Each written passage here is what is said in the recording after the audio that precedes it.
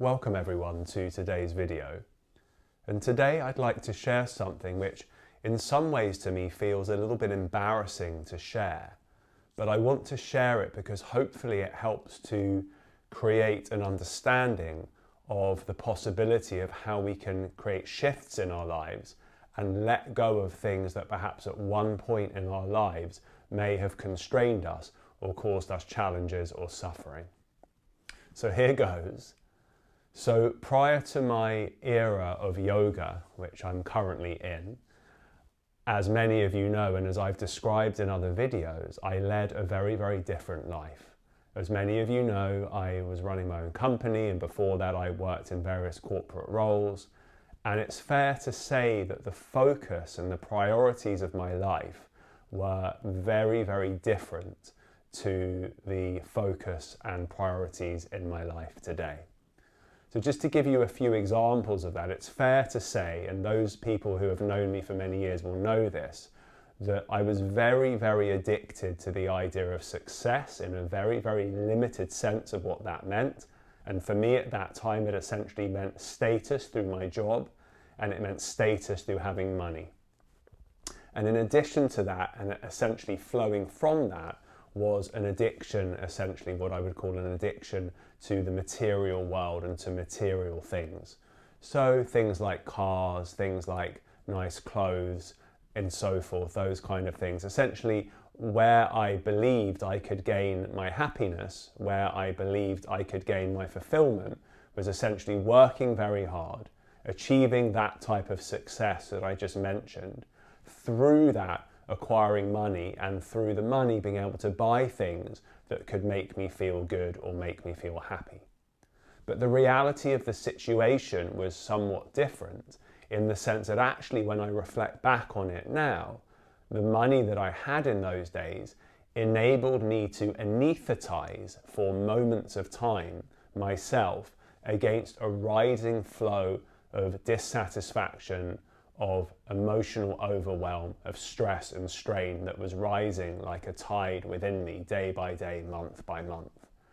And there are two examples that I'd like to give today just to explain what I used to do and how that affected me then and how I have a different perspective on those same things today. So as I mentioned, one of the things that I liked was nice cars, and I happened to be fortunate, in inverted commas, enough to have a nice car, whatever that means.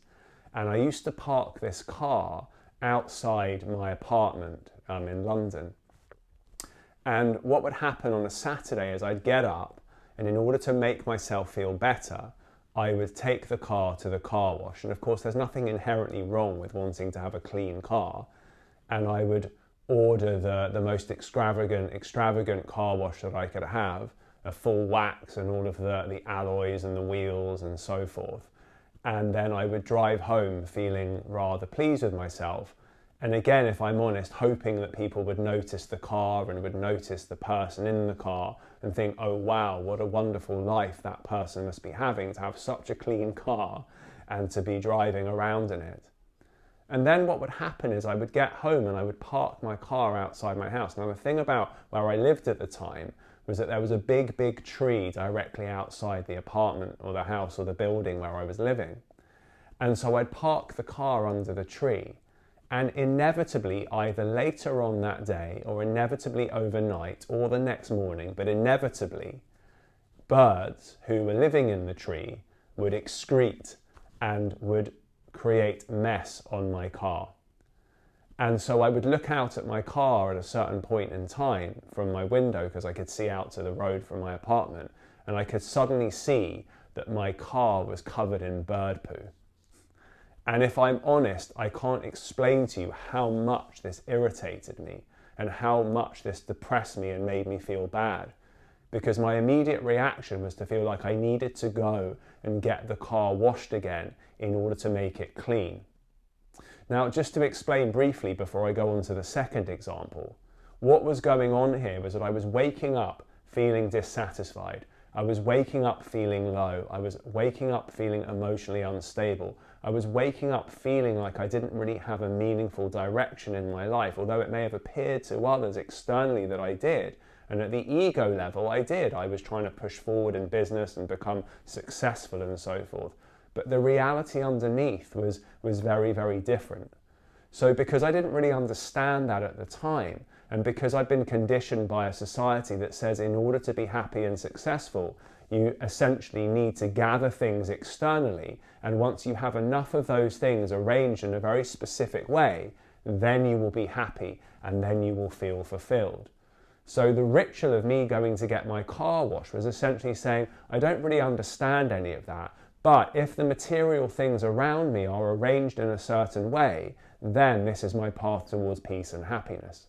And of course, when I came back and then found that the car was desecrated by the natural outflowings of birds living in the tree, that would immediately penetrate and pierce that false sense of peace and happiness that I'd attained from having my car washed, and immediately would throw me back into the bonfires of suffering and challenges in my inner world, in my emotions and in my mind. So it just shows how attached I was to this material idea of what could bring me peace and happiness, and how easily that moment could be punctured by the most mundane of things happening in the world. A similar example of that is, again, perhaps on Saturday afternoon, what I would do is I would then drive, hopefully my clean car, into town, and I would go shopping. And I would go and buy new clothes and new trainers and tops and whatever it might be. And again, I'd look at myself in the mirror and think, oh great, don't I look wonderful? Or sometimes not. And then of course I'd maybe have a plan in the evening, and in the evening I would get to regale myself in the new clothes and go out into the world and think, oh, don't I look wonderful in these great clothes? But actually, again, underneath it all, there was a deep insecurity. Underneath it all, I wasn't feeling great at all, and the clothes were merely a means in which to project something that I wanted to project into the world in order to essentially delude other people. I didn't realize this at the time. Delude other people into thinking that I had it all sorted, that I knew where I was going in my life. And again, just to be clear, there's nothing wrong with a nice car. There's nothing wrong with nice clothes, but it depends on our relationship to those things and what we are expecting of those things in terms of how they make us feel, or whether they should make us feel in any particular way at all. So the example of the car and the example of the clothes are examples of how in those days, with very little inner understanding of what was going on, I was essentially trying to medicate myself with these material belongings in an attempt to make myself feel better. And what I can say now is, through the journey that I've been on, I have found that actually that couldn't be further from the truth. The reality is that there is no external or material good or thing that we can buy or acquire that has the capacity to bring us lasting peace. And the sooner and the more fully we are able to grasp that at an experiential level, and as a result of that understanding, stop grasping at those external things, the quicker we will find ourselves moving towards a genuine state of peace within.